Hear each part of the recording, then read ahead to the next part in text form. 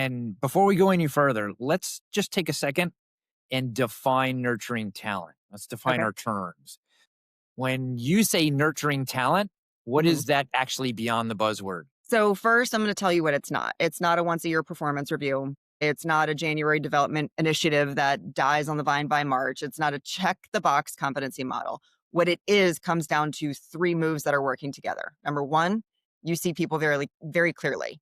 You look past the job description and notice where they light up. You really understand and can connect to where they create disproportionate value and the aspirations that they haven't fully said out loud. You are that in tune with them. Number two, you stretch them intentionally. So you're designing real work, not the fake side of projects, meaning it's about 10 to 20% of pushing them beyond what they've done before so that they're productively uncomfortable, not necessarily drowning, but still take those stretch assignments and those stretch capabilities that they have and get to put them to use.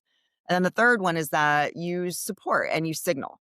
You give context, you're giving coaching, and you also give air cover while they learn. That kind of makes it a safe space to land, so to speak. And then you make their growth visible to them and to others so that it becomes a part of their identity and their reputation. So the key line for leaders to hear is this isn't about providing more work.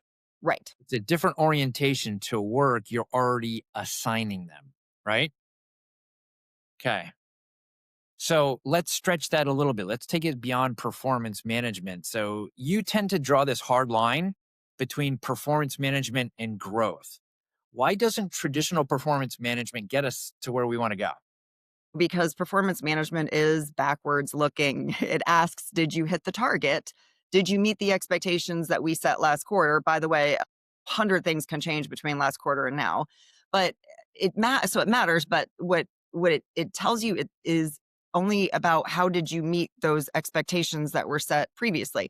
It doesn't tell you anything about who someone could become in this process. So nurturing talent flips the time horizon and it says, who can you become in this role, in this company, in the next 3, 12, 14 months? And what work will actually help build that muscle for you? So it's kind of the difference between grading the test and designing the curriculum.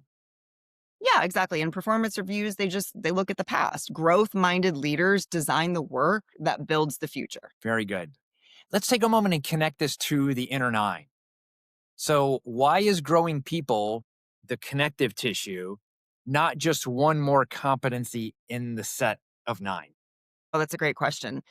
I think it's because when people feel genuinely invested in, everything else gets easier, right? They give discretionary effort, they take on harder problems, they stop seeing challenges as threats and start treating them as the very things that make them stronger. So they get excited about it, they look forward to it. And they also know there's a sense of confidence that builds through this nurturing talent process where they believe that they can do it and they are the ones to do it.